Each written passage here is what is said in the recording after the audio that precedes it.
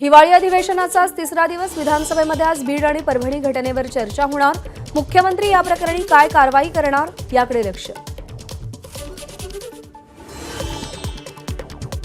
महाविकास आघाडीचे नेते आज बीड परभणीचा दौरा करणार. दोन्ही ठिकाणच्या घटनांचा नेते मंडळी आढावा घेणार. उपमुख्यमंत्री अजित पवारांना घशाचा संसर्ग. पवार दिल्लीला गेल्याची बातमी चुकीची. सुनील तटकरेंची माहिती. आजपासून अजित पवार विधिमंडळाच्या कामकाजात सहभागी होणार.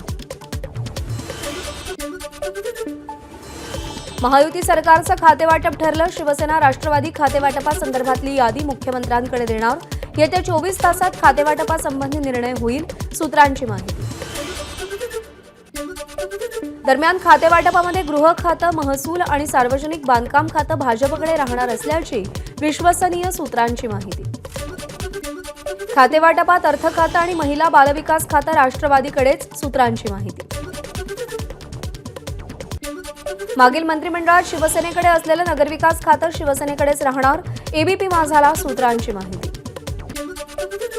मंत्रिमंडळाचं खातेवाटप आज दुपारपर्यंत होणार. कॅबिनेट मंत्री उदय सामंत यांची माहिती. विधान परिषद सभापती पदासाठी राम शिंदेंना उमेदवारी अर्ज आज दाखल करणार. त्याआधी राम शिंदेंनी महायुतीच्या प्रमुख नेत्यांचे आभार मानले. छगन भुजबळांच्या समर्थनार्थ नाशिकमध्ये सकाळी 11 वाजता मेळाव्याचं आयोजन. यावेळी भुजबळ शक्तीप्रदर्शन करणार. तसंच काय भूमिका घेणार याकडे लक्ष.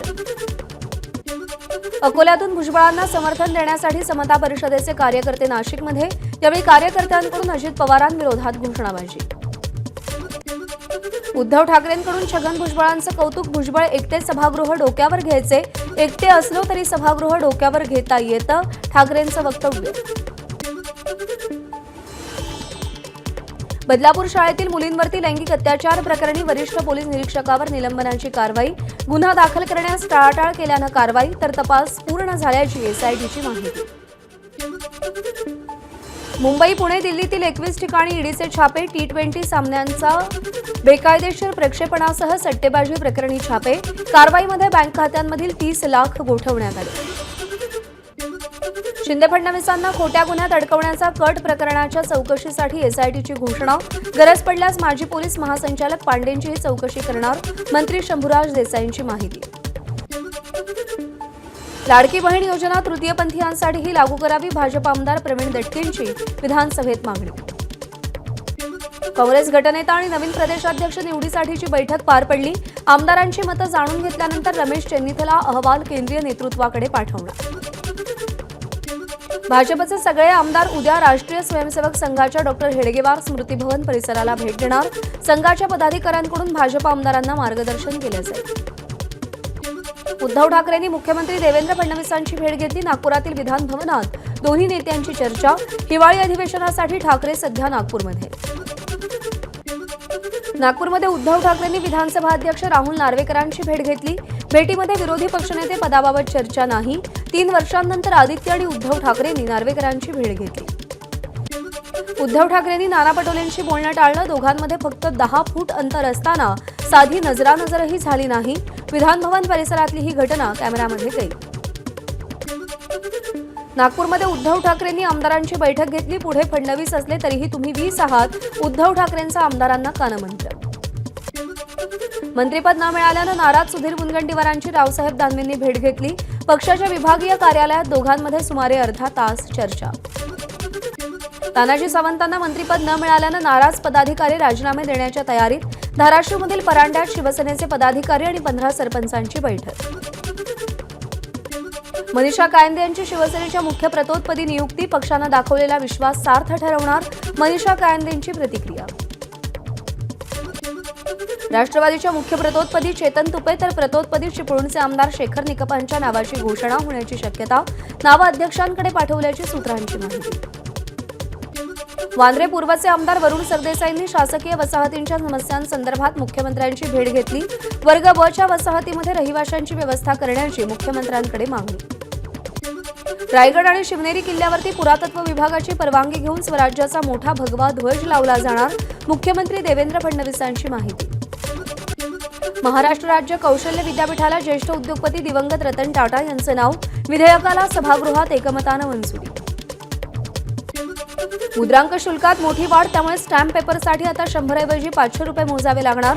तर भाडेकरार आणि वडिलोपार्जित मालमत्तेतील हक्क सोडण्यासाठी 200 रुपयांचा स्टॅम्प पेपर वापरावा लागेल. नवीन वर्षात महायुती सरकारकडून मोठं गिफ्ट, एसटीच्या ताफ्यामध्ये 1300 आधुनिक बस सामील होणार. 2025-26 या शैक्षणिक वर्षासाठी आरटीई अंतर्गत प्रवेशासाठी आता शाळा नोंदणी प्रक्रिया आजपासून सुरू होणार. मार्चपर्यंत विद्यार्थ्यांची निवड यादी जाहीर होणार. जून-जुलैपर्यंत प्रवेश प्रक्रिया पूर्ण केली जाईल. सीबीएसईची 9वी ते 12वीची पुस्तकं स्वस्त होणार. केंद्रीय शिक्षण मंत्री धर्मेंद्र प्रधान यांची लोकसभेत घोषणा. 2026-27 या शैक्षणिक वर्षामध्ये पुस्तकं स्वस्त होणार. एनसीईआरटीच्या वर्गाच्या पाठ्यपुस्तकांच्या किमती पुढच्या वर्षापासून कमी होणार. केंद्रीय शिक्षण मंत्री धर्मेंद्र प्रधान यांनी घोषणा केली. नीट यूजी परीक्षेचा 7 समिती सदस्यांचा अहवाल तयार. परीक्षेचं सूत्र एकसमान पद्धतीवर आधारित असण्यावर भर.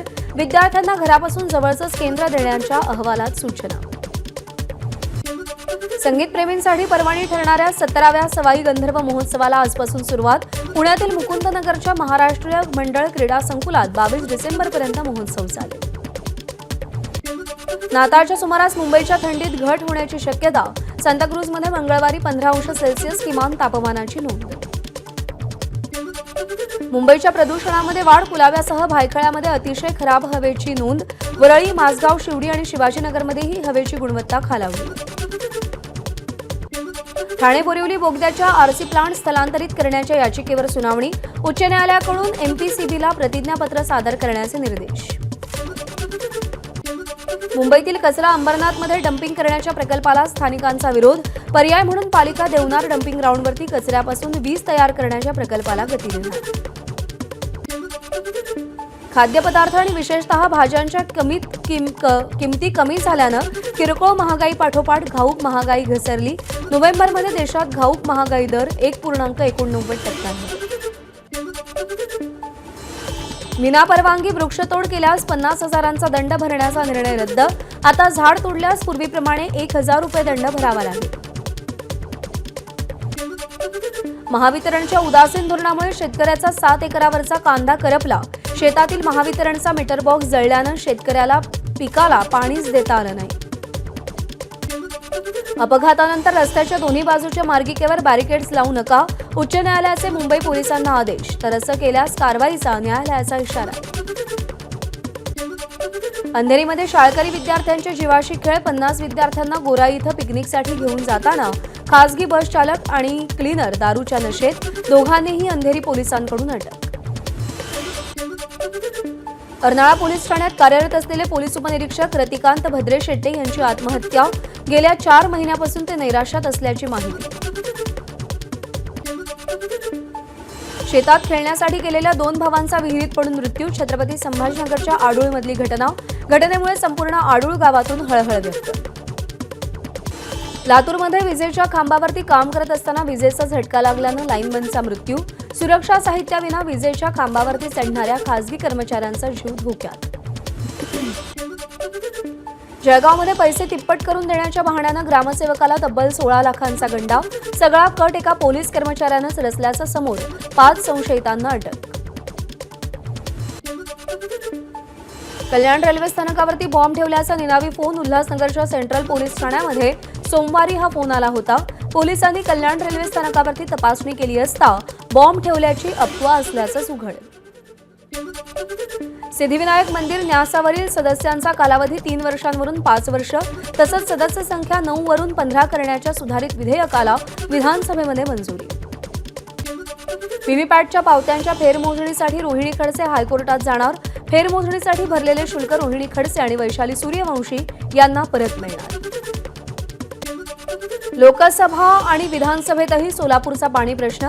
खासदार प्रणिती शिंदेंनी लोकसभेत तर आमदार रवींद्र कोठेंनी विधानसभेमध्ये प्रश्न उपस्थित केला. पाणी प्रश्नावर तोडगा काढण्याची मागणी केली. एक देश एक निवडणूक विधेयक लोकसभेनं स्वीकारलं. विधेयकाच्या बाजूनं 269 सदस्यांचं मतदान तर 198 सदस्यांचा विरोध. लोकसभेच्या 367 खासदारांनी मतदानात भाग घेतला. एक देश एक निवडणूक प्रस्तावावेळी भाजपचे 20 खासदार सभागृहात गैरहजर. सगळ्या खासदारांना सभागृहामध्ये उपस्थित राहण्यासाठी व्हीप बजावला होता. गैरहजर खासदारांना पक्षानं नोटीस पाठवली. जे देशाच्या हिताचं आहे तेच पंतप्रधान मोदी करणार. प्रत्येक गोष्टीला विरोध करण्याची विरोधकांना सवय. एक देश एक निवडणुकीवर खासदार श्रीकांत शिंदेंची प्रतिक्रिया. अमित शहांचा राज्यसभेतील भाषणातून राहुल गांधींवर निशाणा. 54 वर्षाचे नेते स्वतःला युवा म्हणवतात, संविधान बदलणार खोटा प्रचार करतात अशा शब्दात अमित शहांनी राहुल गांधींना सुनावलं. गांधी घराण्यावर बोलणं आणि जनतेची दिशाभूल करण्याशिवाय अमित शहांच्या भाषणात काहीही नव्हतं. ते फक्त मोदीजींचं गुणगान करतात. काँग्रेस अध्यक्ष मल्लिकार्जुन खरगेंची अमित शहांवर टीका. जम्मू काश्मीरचे मुख्यमंत्री ओमर अब्दुल्ला आज केंद्रीय गृहमंत्री अमित शहांची भेट घेणार. जम्मू काश्मीरच्या मुद्द्यावरती चर्चा करणार. राहुल गांधींनी नवी दिल्लीमध्ये ख्रिसमस साजरा केला. भारतीय ख्रिश्चन संसदपटूंसोबत ख्रिसमस साजरा केला. भारतीय वंशाची अमेरिकन अंतराळवीर सुनीता विल्यम्सकडून स्पेस स्टेशनवर नाताळची तयारी. सुनीता विल्यम्सनं सांताक्लॉजची टोपी घालत फोटो काढले. बेळगावच्या रामदुर्ग तालुक्यातील गोडचीमध्ये वीरभद्रेश्वर यात्रेला सुरुवात.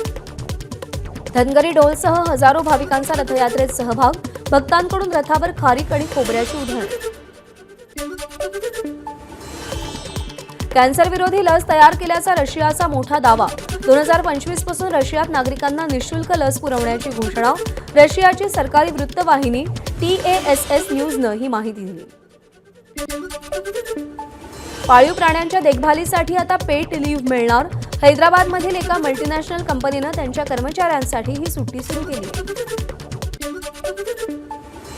ग्वाल्हेरमध्ये पार पडलेल्या तानसेन संगीत महोत्सवात स्वरसम्राट तानसेन यांना गायनाच्या माध्यमातून श्रद्धांजली. 546 कला अभ्यासकांनी एकत्र 9 वाद्य वाजवून विश्वविक्रम केला. अमृतसरच्या इस्लामाबाद पोलीस ठाण्यावरती दहशतवाद्यांकडून बॉम्ब हल्ला केल्याची माहिती. पहाटे 3:15 वाजता स्फोट झाल्यानं परिसरात भीती.